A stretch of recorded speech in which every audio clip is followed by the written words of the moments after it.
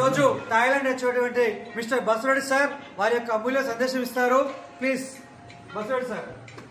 మీరు ఎన్ని రోజులు అవుతుంది నేను ఒక 4 months అయింది సార్. ఎంత టీం అయింది? నా కింద వచ్చేసి 130 మంది. ఎంత ఇన్కమ్ తీసుకున్నారు? ఇప్పటివరకు నేను ఒక 4 లక్షలు తీసుకున్నాను.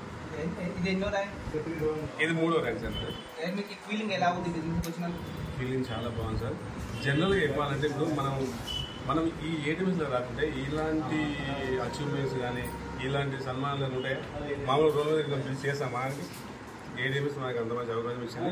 చాలా బాగుంది. అందరూ కూడా థాయిలాండ్ అచీవ్ కావాలని మా టీంలో చందయ్య కానీ గోపి సార్ లేరు, అందరూ అచీవ్ కావాలి.